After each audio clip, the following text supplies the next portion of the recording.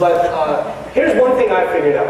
When I used to be a Sunday school director, my community back in Long Island made the mistake of making me Sunday school director. So the strategy for the guys, the teenage guys, was we'd get together at night, like Saturday night. We'll have a barbecue, we'll play basketball, we'll just hang out in the masjid, just chill, goof off all night, pray Fajr, go hit the beach, go swim or whatever, then come back, go to Dunkin' Donuts. We all love Dunkin' Donuts, it's a thing in Long Island. And then we come back, and that was our Sunday school. That's maybe throw an ayah here and there, but that was it. That's the most amazing thing for the guys. Then you say to the girls, what do you want to do? I don't know. I guess I want to talk. The best time the girls had, you know what it was? We'd give them some money and say, just go to Starbucks and go talk to each other there. And they'd sit there for hours chit-chatting, and they're happy. They're so happy. That was amazing. Can we do that again next week? It's like, they just want to talk. They want to hang out with each other. They want to socialize. It's a thing. Guys don't have it like girls do. So give them a place to socialize. A nice place. That should make Starbucks look bad. You can get coffee there, they got a big screen TV there, they got lectures running or whatever, they can talk to each other, do their homework or whatever. Give them a place to socialize. Young girls need to feel connected to a society. And especially in our times where there are all these virtual societies, these social networking groups that are sucking our young girls away. And they're developing double lives, and they got screen names that you can't find because they're afraid of exposing their identity. So they're becoming part of these virtual worlds where all kinds of corruption is there. Why? They feel the need for that because human beings have a need to be part of a social gathering, a social network. Give them that. Why deny them that? Give them that. Give them that at the masjid.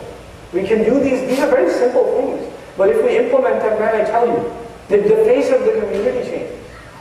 Wallahi, the face of the community changes. You know the first week that he started in youth direction? Girl walks in, Muslim girl, she's expecting, parents don't know. 16-year-old girl, not married. These are realities of the Muslim community. Who's going to deal with them? If not the masjid, if not our community. Now we can turn a blind eye and say, astaghfirullah, that is the exception to the rule, that doesn't normally happen. Let me tell you, it happens more often than you think.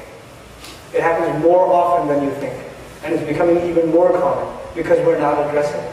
We have to address it, The other thing is every masjid, in my opinion, should have a youth director. Every masjid. There should be no exception. Every masjid, even in I argue more important than the job of the imam today is the job of the youth director. The imam may or may not be able to connect with the youth.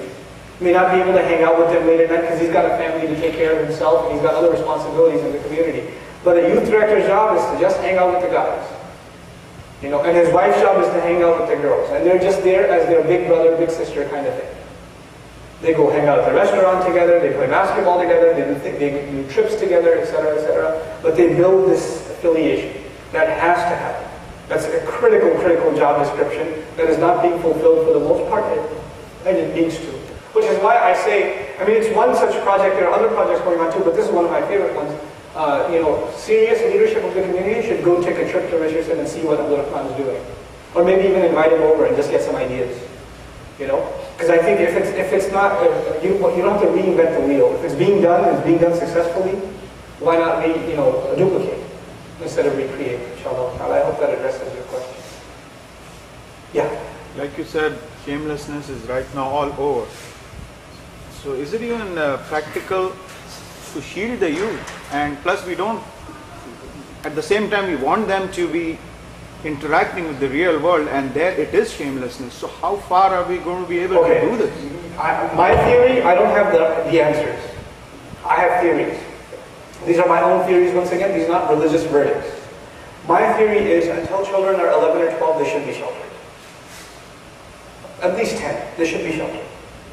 If you take their shame, if their shame becomes weak before then forget it. Now after that, you can start having a mature conversation with them like adults, not like children. Hey, put your eyes down, don't look at that. No. A mature cognitive conversation with them. You know why that's shameless? You know what that creates? The conversation I'm having with you. People like that have no respect for themselves and have no respect for others. And we wouldn't want our mothers, our sister, our cousin to look like that, would we? We would be disgusted by that. So we should be disgusted by that for all human beings. That's not something we look up to. We can have those conversations with kids as though you are talking to an adult. And when you talk to them as like an adult, you'll be surprised how much kids understand. They do. They just have to be, their thought process has to be matured that way, right? So this is, we call this cognitive psychology, right? Cognitive persuasion. In other words, you're discussing things with them, helping them understand the benefits of things, the harms of things. That's something we have. This conversation is more effective from the parents than from anybody else in early ages. By the time they turn 12, 13, you know what happens? This is actually a psychological curve. When children are young, they get most of their influence from their parents and the least influence from their friends. They mostly want to do what the parents want. They want to draw a picture of mom and dad, they want to color with them, go tell them a story, etc., etc. Everything's about the parents. And the friends play a little role. But as children start getting older, this happens. So you have, the friends are the most important, and the parents barely play a role in how you dress or how you talk or how you think about things. Now, that's fine, but you have to play the role of friend now. If you do it, if you speak to them, then even when they are exposed, you'll see good results. Just a follow-up one. For the smaller kids, like you said, even in the, is it prudent then to deny smaller kids also of small things like movies and cartoon movies? Because even there is so much. Sure.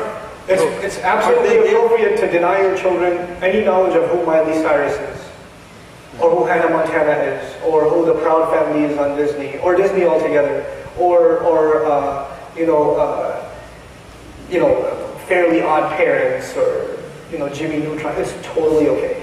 I watch a lot of cartoons. Is it okay for them to feel behind? No. Let me tell you, I watch a lot of cartoons. You know why I watch a lot of cartoons? First of all, I enjoy them. And secondly, because I watch them so that I know what my children are going to watch the next day.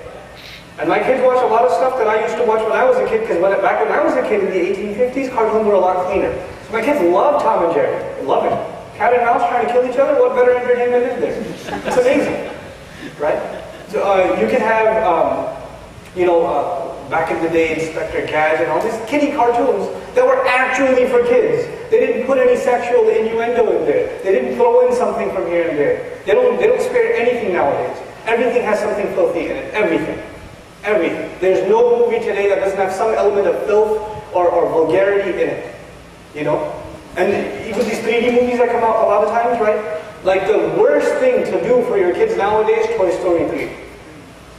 Worst thing to do. It's Ken and Barbie hitting on each other the entire cartoon. And you're making that normal for your 6-year-old kid. For your 6-year-old kid.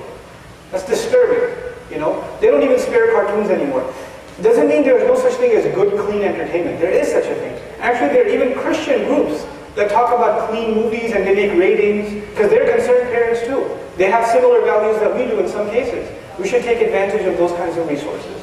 Muslims should have been the first to do it, but they've already done it, so we should take advantage of what they have. My kids watch cartoons, but we know what they watch. And we know what they're not allowed to watch. And if something inappropriate does come up, we have a discussion about it right away. No family should make it a normal part of a child's upbringing to watch SpongeBob SquarePants. I mean, look at the character, and you tell me what's normal about that. What's normal about that? And that's from the shamelessness point of view. The other thing is theological implications. Dragon Ball and Yu-Gi-Oh and Yu Yu Hakusho or whatever. Like all these Japanese animation cartoons, all of them have mythologies. God of death, God of evil, God of good, the dragon brings you back to life, and this and that. And our kids get so sucked into it, they start believing this stuff. They start believing it, They have dreams about it. Every little card has a shaitan picture on it. They have nightmares about those levels. It's funny on one side, but for a 5-year-old, it's horrifying. It's horrifying that they start thinking like that. That they're looking behind their corner. You can terrify them by throwing a card at them, they'll run into the bed. That's disturbing. It really is. How are you going to teach a child proper iman when they're learning to fear these mythical creatures and they don't have any fear of Allah, they have no idea what that is? These are things we have to be concerned with in our time. This is where you have to be so proactive, super proactive.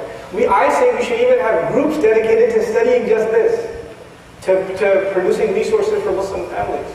That's what I say. especially sisters, there should be